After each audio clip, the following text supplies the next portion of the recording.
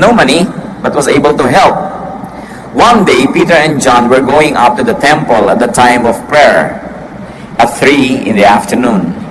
Now a man crippled from birth was being carried to the temple gate called Beautiful, where he was put every day to beg from those going into the temple courts. When he saw Peter and John about to enter, he asked them for money. Peter looked straight at him, as did John. Then Peter said, "Look at us." So the man gave them his attention, expecting to get something from them. You know, a crippled beggar asked Peter and John for money. Kaugalian po ng mga tao noong araw, at hanggang ngayon din naman sa maraming mga bahay dalanginan, in many places of worship, nilalagay po nila yung mga may sakit, yung mga lumpo, mga bulag, sa may pintuan ng templo para sila ay humingi ng limos. Sapagkat inaasahan na bago ka lumapit sa Diyos, gagawa ka muna ng mabuti sa iyong kapwa. Bago ka humingi ng blessing sa Diyos, magbibigay ka muna ng blessing sa iyong kapwa. Meron ding spiritual dimension, yung paglalagay po ng mga may sakit dyan sa paanan ng hagdanan ng mga templo at bahay dalanginan, sapagkat naniniwala rin ng marami na mayroong dadalaw ng mga banal na tao, mga kinakasihan ng Espiritu, pupunta doon sa templo at sakali man ay makapagbigay sila ng payo o lunas o kagalingan sa mga may sakit. Kaya hindi lahat ng namamalimos sa pintuan ng mga simbahan ay humihingi lang ng pera. Yung iba, hinahanap nila, madaanan man lang sila ng anino ng isang kinikilala nilang banal na tao at naniniwala sila na merong magiging blessing sa ganong uri ng gawain. The Bible is silent about approving or disapproving that kind of practice, but we are just citing a very truthful and a very factual historical occurrence that these sick people are being placed at the temple gates to seek alms, and not only money, sometimes food, and very often spiritual blessing. And so this was the case of this crippled man. Mula pagkabata ay lumpo na ang lalaking ito, kaya lumaki na lang siya sa awa ng iba. Hindi natin alam kung mga kamag-anak niya ay nagdadala sa kanya, ulila ba siya o ano, pero itinuturo lagi sa kultura ng mga Israelita na maging matulungin sa mga kapuspalad. Kaya merong nagdadala sa kanya, i-deliver siya doon sa may pintuan, sa may hagdanan ng templo, araw-araw para siya mamalimos. The Israelites went to the temple 5 times a day to pray. Sa maraming pagkakataon na siya ay matulungan. At ipinakikilala ang espiritualidad kasama ng mabubuting gawa sa mga kawawa, sa mga hikahos at mga may sakit. Nung dumadaan itong si Pedro at itong si John, ay humingi sa kanila ng limos itong lalaking ito. Pera ang hinihingi niya, at siya ay nagulat nang sinabi ni Pedro, "Tumingin ka sa akin, tumingin ka sa amin, titigan mo kami, may sasabihin kami sa iyo." Akala niya malaking pera ang ibibigay. Acts 3, 6-8. Then Peter said, "Silver or gold I do not have, but what I have I give you. In the name of Jesus Christ of Nazareth, walk." Siguro yung first part ng sentence niya ay nakaka-disappoint doon sa lalaki. Sabi, wala kaming pera, wala kaming kapera-pera. Pero kung anong meron kami, yun ay ibibigay namin sa iyo. Sa ngalan ni Jesus na taga Nazareth, maglakad ka. Tumayo ka, gumaling ka dyan, at nang hindi ka na kailangang mamalimos pa. Acts 3, 6-8. Taking him by the right hand, he helped him up, and instantly the man's feet and ankles became strong. He jumped to his feet and began to walk. Then he went with them into the temple courts, walking and jumping and praising God. A very wonderful event occurring at the very gates of the temple. Sabi, wala kaming pera, yung hinihingi mo wala kami, pero meron kang hiningi na meron, hindi hiningi, yun ang meron kami. Meron kaming kapangyarihan ni Kristo. At sa pangalan niya, inuutusan ka namin, tumindig ka dyan at maglakad ka. At tapos inabot nila ng kamay itong crippled man at itinulungang tumayo. At ganun din sa panahon na yon, doon ding oras na yon, gumaling ang kanyang karamdaman. Siya hindi lang nakalakad, nagtatatalon pa, nagsasasayaw, sumunod sa kanila papasok sa templo. So Peter and John had no money, therefore they gave no money. But they gave the power of Jesus Christ. And they gave their hands to help the beggar stand up. That's what they had. They had hands, they had spiritual power in the name of Jesus. That's what they gave. Peter and John gave what they had, company. fellowship. Matapos na tumayo ang lalaking ito, sinama nila, pumasok sa loob. For the first time sa buhay niya, nakapasok siya sa loob ng templo kasi hanggang pinto lang siya. So binigyan ni Pedro at ni Juan itong lalaking ito kung anong meron pa sila, yung kakayahan na sumama at samahan ng lalaking ito. They gave company and fellowship. And this is a great gift to an isolated and a lonely man. Kung kayo ay isang lumpo na hindi nakakapunta sa gusto niyong puntahan, kung binuhat kayo at iniwan kayo sa isang lugar, at kung hindi pa kayo kunin doon na hindi kayo makakalis doon, you must have a rather miserable life. Hindi kayo nakakapili na makakausap, yun lamang gustong lumapit sa inyong makakausap nyo, hindi kayo pwedeng lumapit sa gusto nyong lapitan. So ano pang kailangan ng taong ito? Companionship. Kailangan niyang makasama, magkaroon siya ng mga kagrupo, maging miyembro siya ng isang grupo. And that was one instance when money would have been the least meaningful gift. Maaaring sa buhay niya, nasaya na siya na ang climax ng buhay niya, magkano bang napalimos niya, magkano bang naibigay sa kanya ng mga naaawa, at ang nagiging kahulugan ng buhay niya ay kung magkano ang kanyang kinita. But that one day, all that money that he could ever ask from people and beg for became meaningless. Because now he never needed anymore to beg because he got infinitely more. Kung minsan, humihingi tayo ng pera sa tao, yung pala meron pa siyang ibang mas magandang maibibigay sa atin. At akala natin kung nakuha na natin yung pera na yon ay panalo na tayo. Ganyan din yung mga kuminsan ang dadaya. Gagawin kang business partner, bala ka lang dayain. Pag nakuha yung pera mo, akala niya nakaisa na siya. Pero kung sakasakali pala na naging patuloy ang inyong pagkakaibigan at partnership, mas marami pa siyang kikitain na kasama mo kesa sa inisahan kanya na ganon. Merong mga nagnanakaw, merong mga gumagawa ng masama, o kaya pipilitin nila na makuha nila yung pera ng kapwa nila, yung parte nila, mana nila, hindi nila alam kung natuwa pala yung kapwa nila na yun sa kanila, mas malaki pa ang naghihintay sa kanilang gantimpala. There are times when money is the least that we could get and receive from people. That's why we must have the spiritual discernment to know when money is not what it counts. Now, lack of money does not have to be equated with inability to help. Isa yan sa nakita po natin na napaka-practical na katotohanan. It doesn't mean inability to give. Pag wala kang pera, hindi ibig sabihin wala ka nang pwedeng ibigay, na wala ka nang pwedeng magawa, na magiging baliwala ka na. So what is important for us is to take stock of what you have and give it. Give from it. Ano bang meron ka? Ano ba ang pwede mong ibigay sa nangangailangan? Ano ba ang pwede mong ibigay sa isang organisasyon na gusto mong tulungan? Ano ba pwede mong ibigay sa isang church? Sa iyong bayan, marami pa. Punong-puno po ang Biblia ng mga kautusan at mga katuruan tungkol sa pagbibigay ng kung anong meron ka. 1 Timothy 6:18-19, command them to do good, to be rich in good deeds, and to be generous and willing to share. In this way, they will lay up treasure for themselves as a firm foundation for the coming age. So dapat daw palabigay ang tao sapagkat yan lang ang paraan na nakapag-impok siya ng kayamanan para sa darating na panahon. Doon sa panahon na walang hanggan, sa panahon na uuwian ng lahat ng nilalang. Sabi, iutos siya sa kanila, turuan niyo sila na laging gumawa ng mabuti. Maging mayaman sila sa pamamagitan ng mabubuting gawa. Palabigay at handang-handa na ang kanyang mga tinatangkilik na mga magagandang bagay ay partihan, hatian ang kapwa. Proverbs 19:17, he who is kind to the poor lends to the Lord, and He will reward him for what he has done. Ang mabuti pala sa mga mahihirap, palabigay, ay nagpapautang sa Diyos. At napakasarap magpautang sa Diyos dahil hindi siya nanunuba. Lagi siya nagbabayad, may sobra pa. Because God will never permit Himself to be any man's debtor. He will never permit Himself to be indebted to any human being. That's why when you give to God, it becomes a very, very wonderful and sure investment. Now, to give to the poor doesn't always mean to give money, and poor doesn't always mean poor in material wealth. Because there are many people who are spiritually and emotionally poor.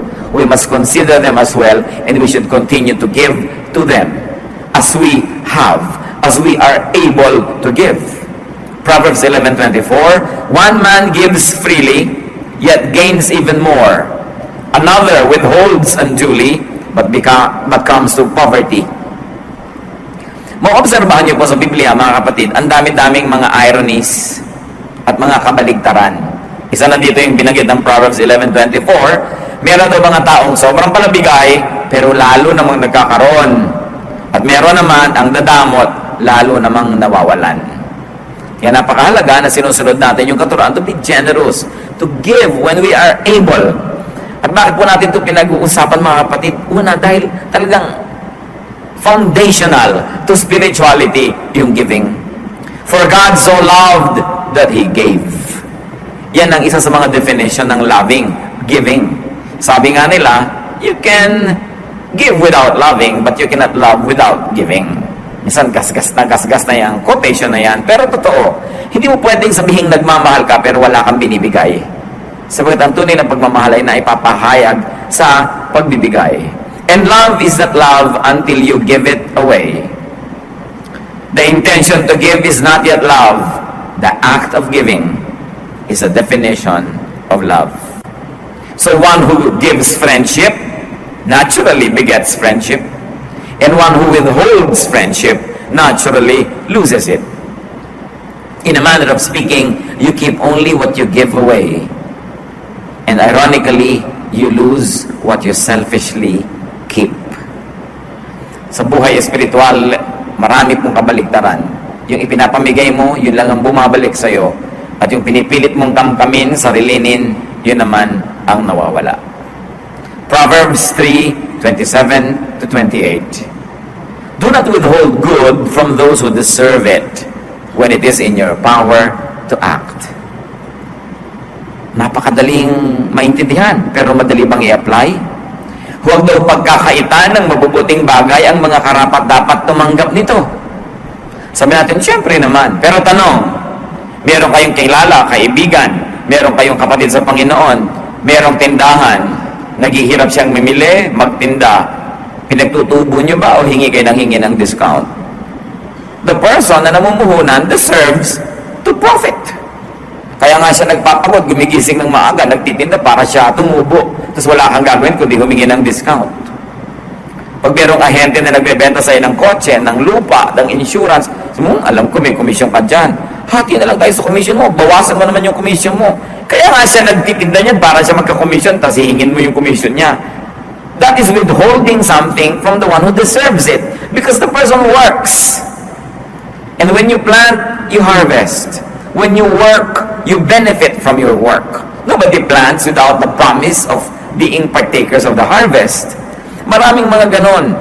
Deserve nila, inaalis natin yung dapat sana ay sa kanila. Yung mabuti sa atin, they deserve na gawa natin ang mabuti. Yung nagbibigay sa atin, they deserve na suklian natin yan. When people have earned it. Sasabihin pa natin, pambira naman yung doktor na yun. 3 minuto lang akong tiningnan, tapos 500 ang bayad. 9 na taon naman nag-aaral yun, ano? Gusto mo 9 na taon ka rin yung tingnan para magbayad ka ng mahal. Sabi mo, sandali lang akong tiningnan. Pero ang tagal yung pinag-aralan kung paano ka titingnan. Kasi mo, gusto mo, 3 minuto kang tinignan, 3 piso ibabayad mo sa kanya, ay ang mahal-mahal ng puhunan niya sa pag-aaral. Minsan we have misplaced values. Akala natin ganun lang yon. Pero syempre, pag espesyalista, bayaran mo ng mahal. Quality is expensive. Merong gusto, ang ganda-ganda ng bibilin, ayaw naman magbayad. Tatandaan natin yun, reward people who work. Make it a habit to reward people who work. And one of that is to allow them to earn. What can we give to people? Nakita niyo po si Peter and John, ibinigay nila yung nasa kanila, kapangyarihan na spiritual, at yung mga kamay nila na pwede nilang iabot. Meron sila nun eh. At yung oras nila para makisalamuha, makipagmabutihan, makipag-fellowship doon sa taong hindi pa naranasan kahit kailan na may makasama at pumunta doon sa loob ng templo. Sa atin ngayon, what can we give to people? And I like you to think of people you love, those who love you, those who are good to you, and those who you think you are good to. We have to give people attention. Ang kakulangan sa atensyon ng isa sa mga pinakamalaking karukhaan ng tao ngayon kulang na kulang sa pansin. Marami ngayong mga bata lumalaki, isa lang yung magulang na kasama sa bahay dahil nagtatrabaho sa malayong bayan. Kung isa nga, parehong wala pa, kulang sa pansin. Maraming mga asawa, kulang sa pansin. Maraming mga magulang, kulang na kulang sa pansin. Ewan ko lang, kung i-score natin yung sarili nyo ba, masasabi yung kulang ka sa pansin? Marami nun, kung aaminin lang natin yon. We always think we get less attention than we deserve or less than we want. So it's an epidemic. But it's so sad when it's your very husband or wife, your very girlfriend or boyfriend, your very friend, your very relative, your very office mate, housemate, classmate, yung hindi natin nabibigyan ng attention. We can write, we can call, madali mag-text, and some even YM, mag-chat, so that we can minister to give comfort. You can give comfort. We can give company. It's very important to give people companionship. We can give them connectedness and connection. People like to connect, so they like na may kasama, may kausap, may kasabay. People need affirmation, and we can even give them entertainment. When there's too much to worry about and to think about that they're already at the brink of probably destroying themselves or being destroyed, then people need to be entertained. Kailangang malibang, maaliw, kailangang ilayo ang iniisip sa mga nagpapabigat sa kanilang buhay. At lahat ng yan ay dapat at kailangan nating ibinibigay sa ating kapwa. 2 Corinthians 1:4, God comforts us in all our troubles so that we can comfort those in any trouble with the comfort we ourselves have received from God. Tayo daw ay binibigyan ng Diyos ng ginhawa at nang sa ganoon ay makapagbigay din tayo ng ginhawa sa mga nangangailangan nito. Sa makatuwid, ang ginhawa na ating tinatamasa ay hindi lang para sa atin. Ito ay binibigay din ng Diyos para tayo naman ang magbigay nito sa mas nangangailangan pa. So whenever you are not very needy of comfort, it means that you are positioned to be the giver of it. Dalawa lang naman yan eh. Kayo yung talagang kailangan yung may magpaginhawa sa inyo, magpaluwag ng loob, mag-minister sa inyo, magpalakas ng loob. Pero kung hindi ganun ang ating kalagayan, salamat. Pero ang ibig sabihin, tayo naman ang dapat naghahanap ng mapagbibigyan natin ng ganong ginhawa. Job 2:11, when Job's 3 friends heard about all the troubles that had come upon him, they set out from their homes and met together by agreement to go and sympathize with him and comfort him. Alam natin ang kasaysayan ni Job, napakayaman, napakasikat, pero lahat ng pagpapalang ito nawala sa isang iglap. Namatay ang mga anak, naglaho ang mga kayamanan, nabalot ng galis ang kanyang katawan, nagkaroon siya ng sakit. Yung tatlong kaibigan niya, nag-usap-usap, nagkita, naglakbay ng malayo para makiupo sa kanya doon sa mga abo. Kaugalian nun, umuupo sila sa abo pagka sila ay nagdadalamati. When they are mourning, they sit in ashes. Not to mention the fact that Job was covered with sores and wounds and he needed this disinfectant, mga ash, to cover his open wounds. But they sat with him 7 days, not saying anything, just providing the ministry of presence. Mga kapatid, presence is a very powerful ministry. Hindi mo na kailangan pa magsalita, hindi mo kailangan mag-moralize, hindi mo kailangan mag-philosophize. Just be there when people are sick, when people are lonely, when people are needy, when they are dejected and rejected, when they are frustrated with life. Just be there. And there's power from your presence that could minister to the person. Kaya talagang binibigyan natin ng panahon yung ganong uri ng ministry. We can give people companionship. Magkakamag-anak na itong mga pinag-uusapan natin. Companionship is one of the deepest needs of man. And most of the time, it is never met adequately. Matthew 26:36-38. Then Jesus went with his disciples to a place called Gethsemane. And he said to them, "Sit here while I go over there and pray." He took Peter and the 2 sons of Zebedee along with him, and he began to be sorrowful and troubled.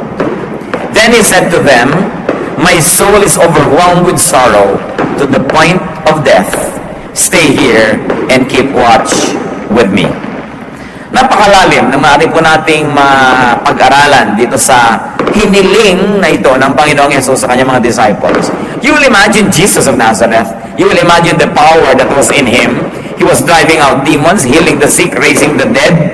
Pero sabi niya sa kanyang mga kasama, sobra ako namimigati, sobra ako nalulungkot, ang bigat-bigat ng kalooban ko, damayan niyo ako.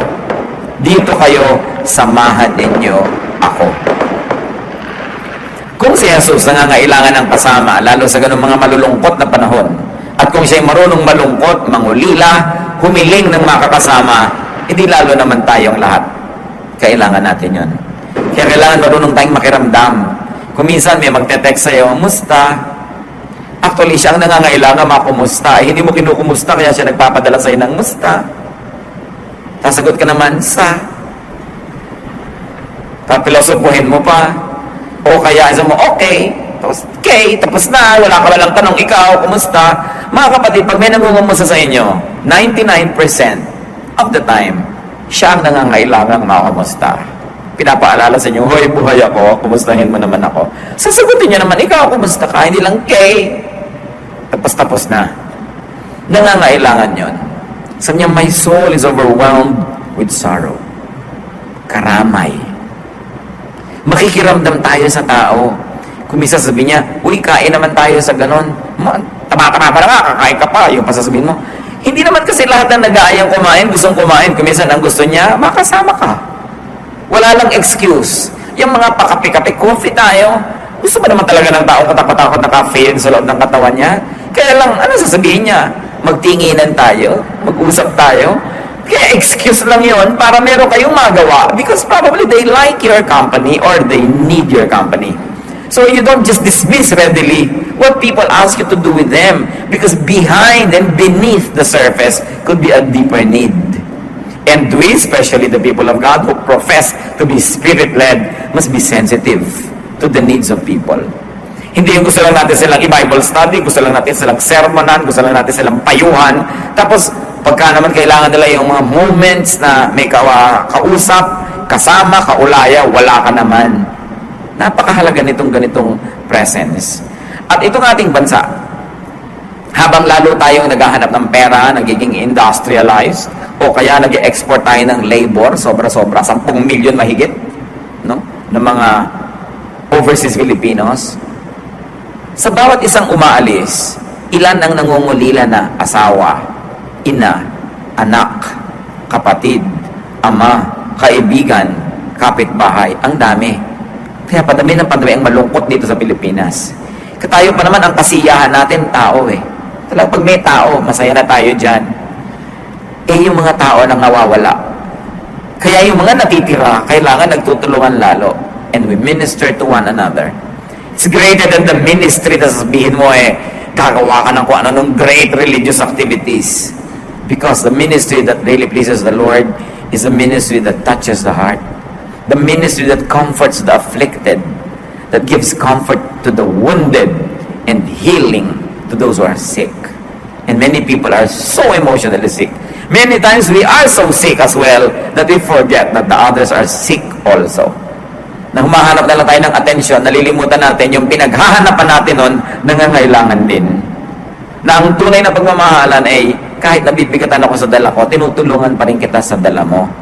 Na kahit meron ako mga problema dito, nakikisali pa rin ako sa problema mo. Na hindi ko hihintayin na maging problem-free ang buhay ko para ako magsimula na magbigay ng attention sa'yo. Because people are very needy of attention. Of course, we can also give counsel.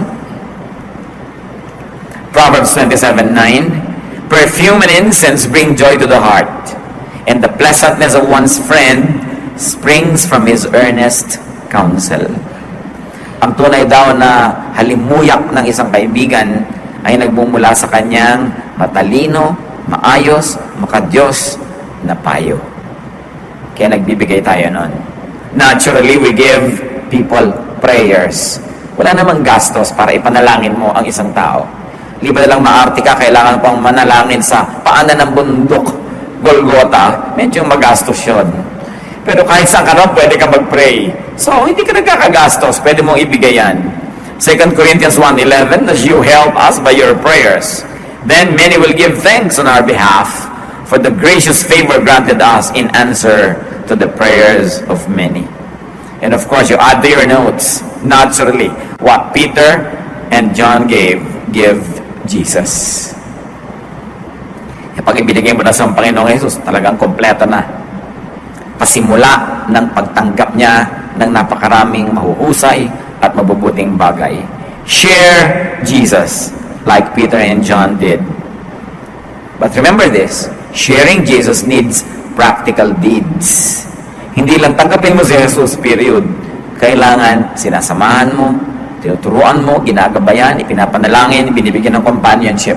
Pag pinag-aralan natin yung Christian movement, yung kauna-unahang mga pagsasama-sama nila, they were full of practical ministrations.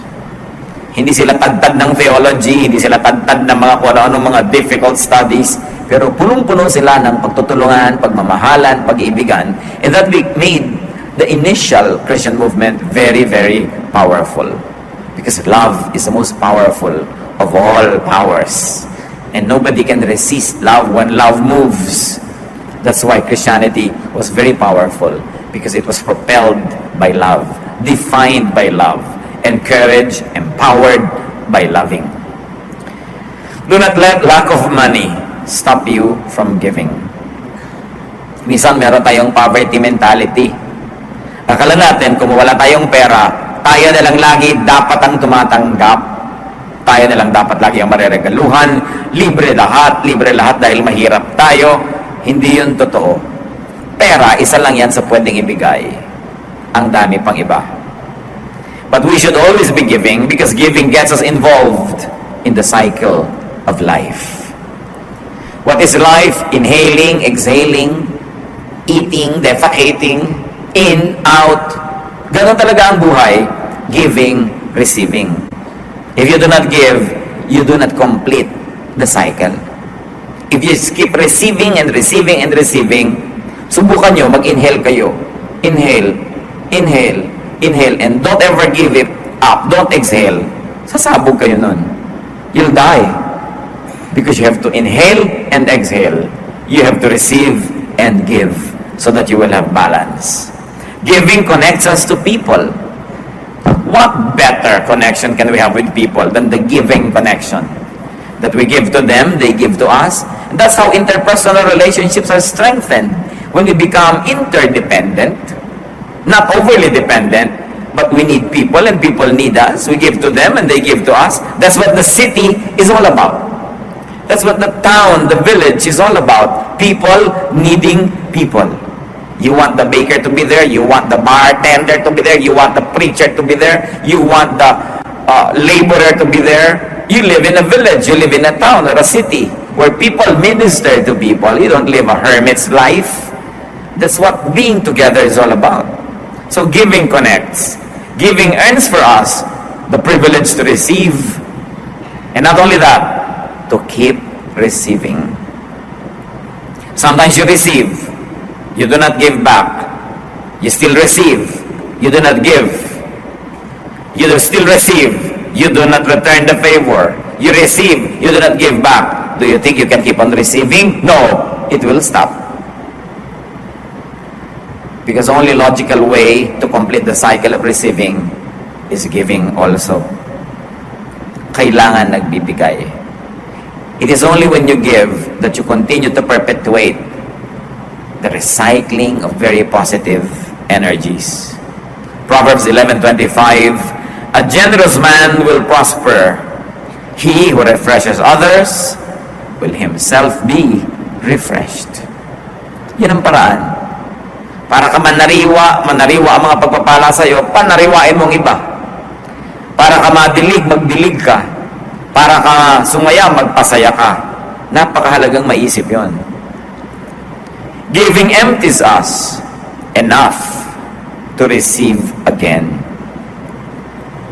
Because when you let go, your hands become free to receive fresh supplies. And giving expresses our gratitude to the giver who is God and to all other givers who are people. Kung tayo marunong tumanang ng loob, sa Diyos. Pag tumatanaw tayo ng ating utang na loob, nagbibigay tayo sa Diyos, sa kanyang gawain, at sa kapwa-tao. Ang isa sa mga pinakamabuting pagtanaw ng utang na loob sa kapwa-tao, lalong-lalo hindi mo na kaya siyang bayaran, wala siya, o hindi niya kailangan, gumawa ka ng mabuti sa iba na hindi rin makakabayad sapagkat walang-wala. Mas hindi ka kayang suklian o bayaran, mas totoo ang pagbibigay. At doon lang tayo nakakabayad-bayad sa napakarami rin namang tao, hindi na natin kayang hanapin pa para suklian din sa mga kabutihang ginawa nila sa atin. Very especially if you receive good things from people, give back to your benefactors. All beneficiaries should give back to their benefactors. Sometimes you cannot give back money, but even money is a temporary issue. Sometimes you cannot now, but tomorrow or next year you can. Sometimes the person who has money giving you now, next year will have very little of it, and you have more of it, it's your turn to give. Panahon. Alam niyo, isa sa mga pinakamalaking nating pagkakamali, pag meron pala bigay sa atin na ang tingin natin mayaman, who has everything, hindi na tayo nagbibigay. Mayaman naman si tita huwag na nating bigyan. Kumpleto na yan Mahirap bigyan yan, mayaman kasi. Kung minsan, nagiging napakadali na sa ating excuse yun para magpabaya. Mayaman naman siya, wala na siyang kailangan. Hindi yun Ang kailangan ng mayaman at mahirap ay pareho lang. Ang kailangan nila ay maalala. Ang kailangan nila ay ma-reaffirm. Mabigyan mo ng affirmation that they are loved, that they are appreciated. Sabi, ang dami-dami na naman niyang alahas, wala na tayo maibigay. Hindi bigyan mo ng chicharon. Hindi excuse yun. Bigyan mo ng isang santol. Bigyan mo ng 5 pirasong butong pakwan. May ribbon. Nakalagay sa magandang lalagyan. Ang sinasabi lang doon, naalala kita. Kung gusto niyo mga kapatid na maging thoughtful, ang daming pwedeng ibigay sa kapwa. Many of them don't have to cost money. Makapulot ka ng magandang tuyong dahon, sulatan mo ng pentel pen, God loves you, and so do I. Diba? Saya naman makatanggap ng ganon. Yung iba, akala nyo kung may pera yung kapwa nyo, mataas ang posisyon, maraming damit, maraming gamit, pwede nang hindi regaluhan. Palusot lang yon. If you really like to give, you give to the poor, you give to the rich. Because the rich man, like the poor man, needs love. We all just need love. A little bit more of it, if possible, a big bit more of it. That's what we want. And you can never go wrong when you give love. At yan kuminsan ang problema na hindi naman dali-dali at madaling isinisiwalat ng mga makapangyarihan, sikat o mayaman. That the relatives, their friends, and people around them don't give them anything anymore just because they think they are self-sufficient. No man is an island, therefore no person is self-sufficient. Ang lahat, kailangan ng kahit konting pagtingin. Kahit pa sila, mga sasabihin nyo, makapangyarihan. And a person who gives will not run out of goods and will not run out of friends. It is the selfish who runs out of love. Yung makasarili, ang meron ng kaibigan, nawawala pa. Meron ng nagmamahal, nawawala pa. Kasi ang pagmamahal man, humihingi rin ng katapat na pagmamahal. Ang text naghihintay ng sagot, di ba? Ang sulat naghihintay ng sagot. Yung ginagawa mo na pagbibigay ng mabuti sa iyong kapwa, aminin mo ba't hindi, naghihintay ka rin ng sukli.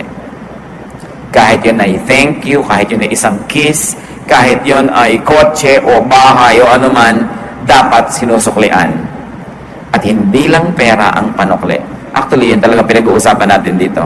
Don't ever have the excuse that just because you don't have enough money, you are already free from your obligation to be nice. Na magsukli. Give what you have. Tulad nila Peter. If not money, then service. 1 Peter 4:10, Each one should use whatever gift he has received to serve others, faithfully administering God's grace in its various forms. Madalas mangyari ito sa magkakapatid. May sakit ang magulang nyo. Hili-hilian kung sino magpapa-ospital. Pakiramdaman kung sino ang pinaka hindi makakatiis. Bumubula na yung bibig ng magulang, nangingisay na, kulay asul na. Wala pang nangunguna kasi kung sino magdala sa ospital, siyang magbabayad. Pakiramdaman. Mga kapatid, siguro hindi naman mahirap isipin ganito. Natural, yung mas maraming pera, yun ang meron siya eh. Siguro mas maaasahan talaga na siya ang magbibigay. Pero ikaw na walang pera, di ikaw ang magbantay. Ikaw na yung magpabarot pa rito, mag-ayos-ayos. Kasi wala ka na ng kontribusyon na pera. Give service.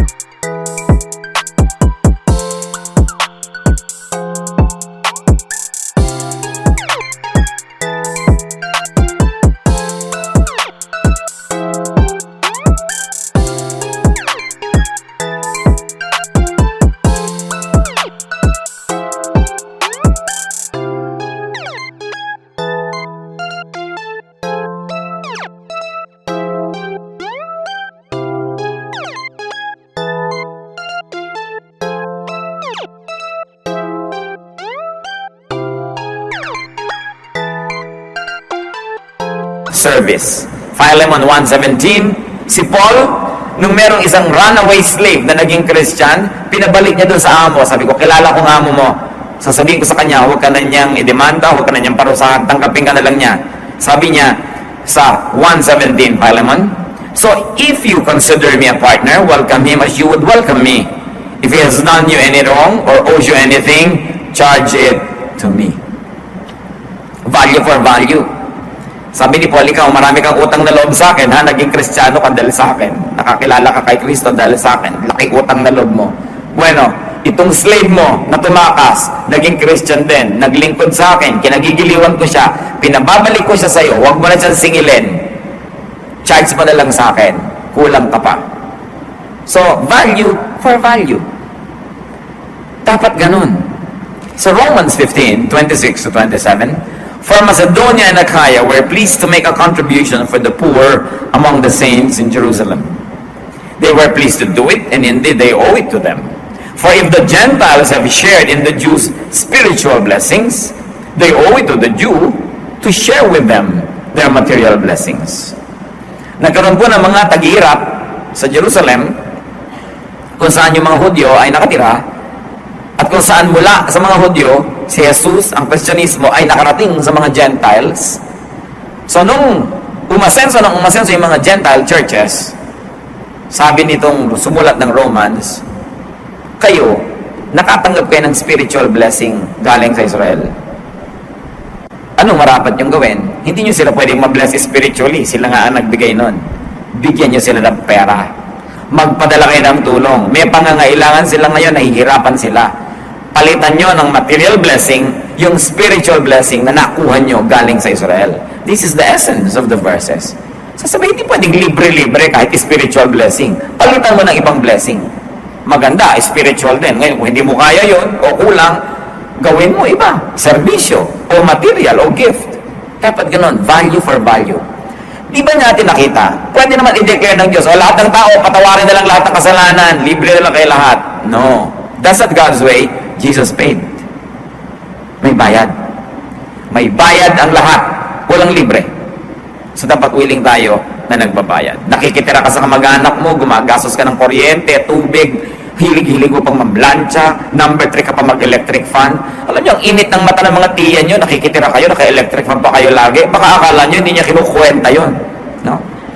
Pag nagluluto siya, dapat 3 lang yung anak, 5 pirasong pork chop lang, inandong ka, naging 6. Bilang yun ng mga kamag-anak. Kala nyo ba? So dapat naman papalitan mo, naglilinis ka dyan, nag-uugas ka ng kotse, lalo't wala ka naman maibigay na pera. Serbisyo. Huwag yung tatamad-tamad ka, nanonood ka palagi ng TV, kinukwenta niya, ilang kuryente kaya nagagastos ito, panonood ng TV. Colored pa. Yung black and white nga ibigay nyo dito. Marami kasing tao hindi na nila iniisip. Akala nila gano'n lang ang buhay. Always give. And when you have money, brothers and sisters, put it to good use. Make it talk. Because when money talks,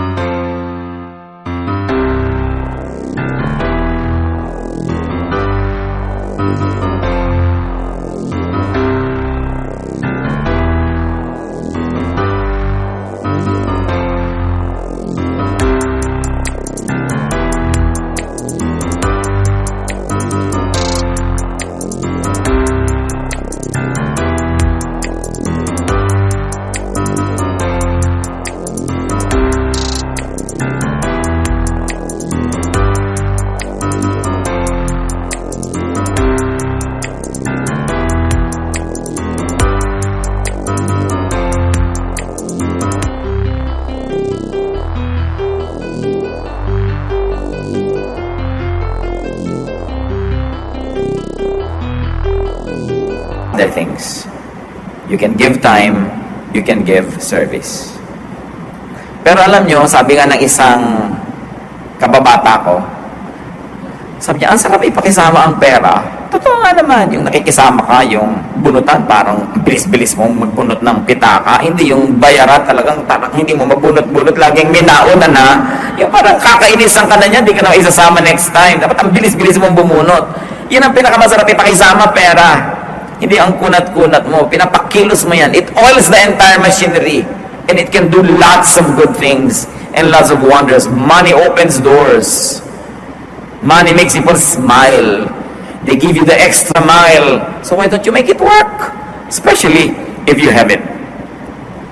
What do you give? Those who love you. What don't you give? Those who love you. Maganda siguro pag-isip-isipan natin yan. Meron ba tayong mga napapabayaan na suklian, mahalin? Kung hindi pera, service, attention, we always have something to give. And the least is time. Diyan tayo equal. Everybody has 24 hours a day. And time is one of the best gifts you could give to people. You cannot give it to everybody. You cannot give it every time. But we must be discerning when we must spend time with people because they need us. It's very important. Diyos namin sa langit, turuan niyo kami, Lord, maging sensitive. Na sa patuloy namin pag-aaral ng iyong salita, ang maging bunga nito mas maging mabuti, mabait, mapagbigay, palabigay kami sa aming kapwa, lalo sa mga pinagkakautangan namin ng loob, lalo sa mga mabuti sa amin. Turuan mo rin kami, Lord, na maging mapagbigay kahit sa mga hindi naging mabuti sa amin, kahit sa mga hindi namin kakilala. Panginoon, turuan mo kami, Lord, na matranscend namin yung selfishness, that we feel what people feel, at huwag namin panghinayangan yung ibibigay namin sa kanila dahil kaya lang naman kami meron. Nauna na kayo, binigyan nyo na kami. Teach us not to be selfish, but to be generous. Because it is in generosity